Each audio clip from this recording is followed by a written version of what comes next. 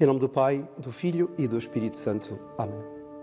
Salve Maria, caríssimos irmãos, caríssimos amigos. Uma vez mais estamos juntos para poder meditar e acompanhar, refletir no Evangelho deste domingo, sexto domingo do tempo comum. E como tem sido de praxe desde o início deste ano litúrgico, estamos a ser acompanhados por São Lucas. Estamos já no capítulo 6 de São Lucas, versículos 17 e 20 a 26. E este Evangelho é, como tem sido nomeado por vários autores, a carta magna do Reino dos Céus. Porque é o Evangelho das bem-aventuranças, o Evangelho, o sermão da montanha.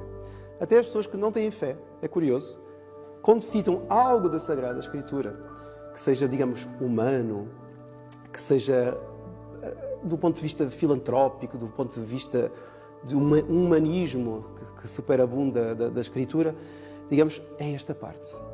Porque, de facto, o Sermão da Montanha tem uma mensagem universal. Não é? Aliás, a Igreja, como é universal, tinha de lançar essa mensagem a todos. E até aqueles que não creem gostam, não é? Sentem-se consolados, não é? Sentem-se recebidos, sentem-se compreendidos pelo Sermão da Montanha. Mas o Sermão da Montanha não é um sermão laico, não é? Onde esteja completamente distanciada a virtude da religião, o aspecto religioso.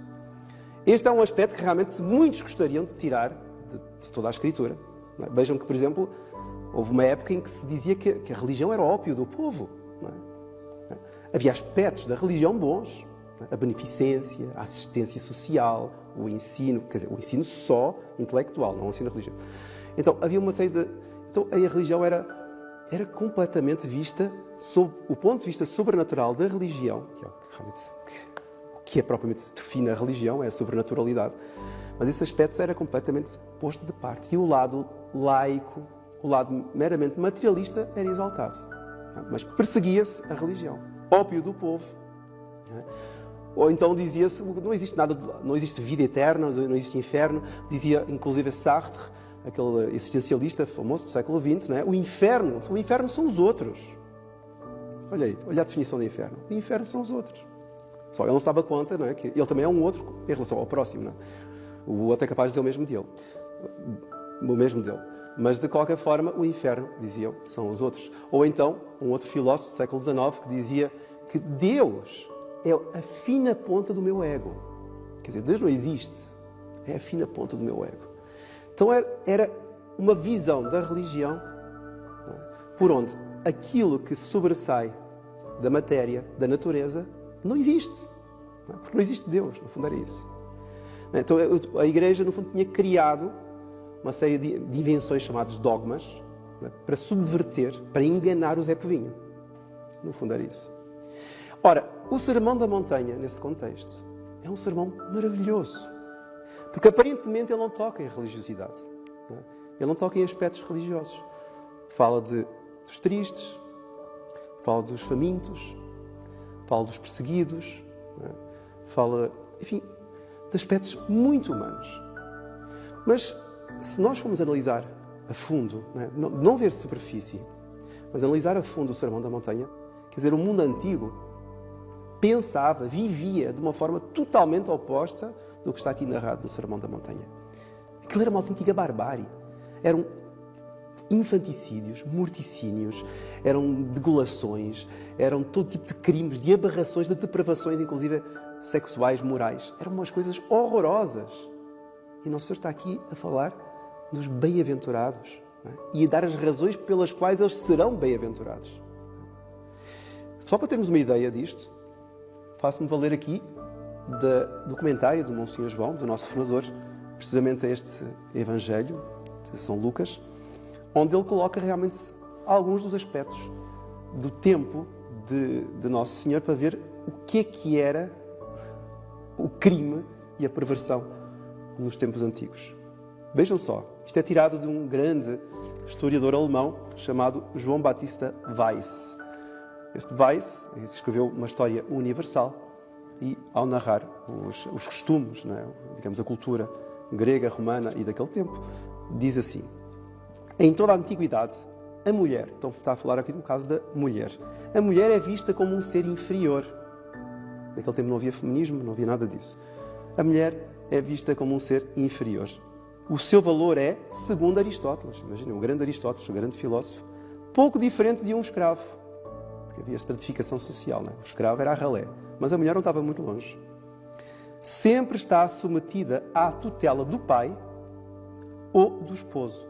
A mulher não era livre. Ou estava submetida ao pai ou ao esposo, se casasse. E o marido tinha sobre ela o direito de vida e de morte. Isto era a situação da mulher nos tempos antigos. Agora, a situação dos filhos.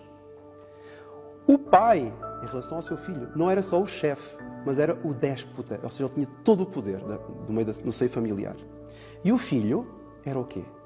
Era a herança, era a prole. Não? O filho era propriedade sua. Isto era o conceito que havia no tempo. Podia vendê-lo, o pai podia vender o filho, e até 3 vezes. E até podia matá-lo. A criança recém-nascida era apresentada ao pai. Se este a levantasse, ela seria então criada, ou seja, permaneceria viva. Se a deixasse no solo, a criança seria abandonada. Seria lançada na água ou entregue às feras num bosque. Na melhor das hipóteses, ficaria exposta em locais públicos à disposição de quem quisesse educá-la. Para quê? Para a escravidão ou para a prostituição. Isto eram os tempos em que Nosso Senhor viveu. São os costumes da época romana, grega, enfim, dos tempos antigos. E estes aqui eram os mais civilizados, imaginem os outros. E continua aqui, sobre o pobre. Não era muito maior o valor atribuído à vida do pobre em relação ao da criança, não é? dos filhos.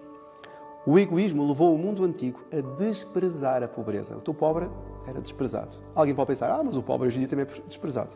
Vejam aqui. Platão opina que não é preciso preocupar-se com o pobre.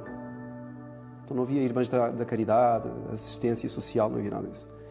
Quando este fica enfermo, pois, uma vez que ele não pode trabalhar, a sua vida não serve para mais nada. Pode ser que isto até seja um pouco a mentalidade de hoje, mas na prática isso não existe. Não é? O pobre não é assim abandonado.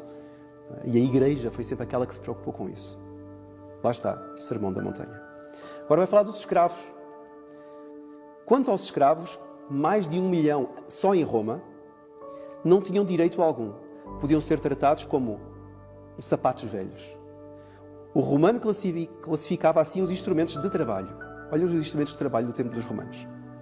Mudos, instrumentos mudos, como por exemplo o arado ou o carro. Outros emitem vozes ou sons inarticulados, como por exemplo o boi. E o terceiro chega até a falar. Esse é o escravo. Quer dizer, aquilo que nós sabemos hoje que é a família, aquilo que nós conhecemos hoje como uma sociedade com regras, com direitos, com leis, e onde todos têm, digamos, têm o direito à vida, o direito à existência, direitos básicos, mínimos. Isto não existia no tempo antigo. Então, o Sermão da Montanha é um sermão que assustava a mentalidade daquele tempo. E hoje em dia, caríssimos irmãos, e com isto aqui estamos a chegar assim ao cerne da nossa questão. Hoje em dia, caríssimos irmãos, este sermão pode até ser visto, como dizia, por alguns que não creem, que são palavras muito bonitas, digamos, algo que se pode tirar dos Evangelhos. Não é? Porque eles querem só olhar para os Evangelhos do ponto de vista humanitário, do ponto de vista natural, do ponto de vista materialista. Não é? E o Evangelho do Sermão da Montanha não é só isso. Tem um fundo religioso. Tal seria que Nosso Senhor fosse dar bem-aventuranças sem ter por detrás um fundo religioso. Seria uma contradição completa. Depois, outra coisa também. Bem-aventurados os pobres. Então parece que a pobreza é uma bem-aventurada. Não é? Nosso Senhor está a elogiar, aliás, a pobreza até, em vista dessa pobreza, dos pobres, não é? Foram feitas muitas revoluções com a ideia de que os pobres eram realmente os bem-aventurados por serem pobres. Mas o curioso é que a revolução era para tirá-los da pobreza. Logo, o pobre não é um bem-aventurado por ser pobre. A gente tem que o próprio Sermão da Montanha, se não tem uma visão sobrenatural, uma visão religiosa, claudica, tropeça em si mesmo. A pessoa contradiz-se completamente. Então qual é o sentido que é dado aqui, caríssimos irmãos? Bem-aventurados os pobres. É que a pobreza, caríssimos irmãos, a pobreza é a mãe das virtudes. Ou seja, o desapego das coisas daqui da terra, é o princípio que nos levará para o céu. Porque nós só entraremos no céu quando nos estivermos desapegados totalmente das coisas daqui da terra. Esse é o pobre de espírito, que é o sentido que Nosso Senhor dá. E que São Lucas não menciona assim claramente, mas São Mateus sim, menciona. Pobres de espírito. Depois, nós podemos ver que Nosso Senhor dá metáforas sobre o reino dos céus, as famosas metáforas do reino dos céus, que nos falam precisamente disso. Quer dizer, a riqueza está lá em cima, não está aqui. Nosso Senhor irá dar a metáfora da pérola preciosa, o homem que encontrou uma pérola, vai vender tudo o que tem, ou seja, tem pobreza de espírito. Percebe que o principal, a verdadeira riqueza está lá, no céu, está em Deus. Ou então, a outra metáfora que Nosso Senhor dá também, que o homem que encontra um tesouro no seu campo, ele esconde o tesouro para que não lhe roubem o tesouro. O que é esse tesouro? Encontrou a felicidade do céu. Ele sabe que existe um céu e que Deus dará uma felicidade àqueles que forem para lá. Então, tudo que está aqui em baixo me serve. Carro, dinheiro, carreirosa, tudo o que eu tiver, possa comprar como... Eu prefiro ser pobre aqui. Eu não vou fazer pobre, mas eu prefiro ser pobre aqui do que estar a perder a riqueza do reino dos céus. Então, esse é o sentido. E esse é o sentido que não é interpretado, não é pego, por aqueles que olham simplesmente de uma forma humanitária para as bem-aventuranças.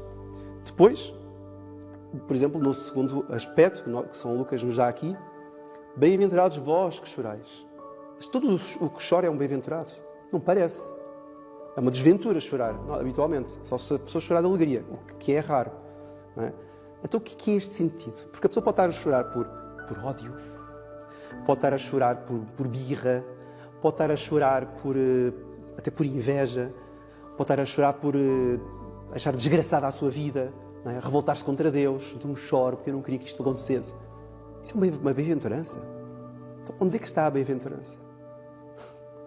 Caríssimos irmãos, a bem-aventurança está em a pessoa chorar, ou seja, entristecer-se com o mal e o pecado que existe no mundo, a injustiça que existe no mundo, a injustiça que existe, da qual eu sou alvo, não é?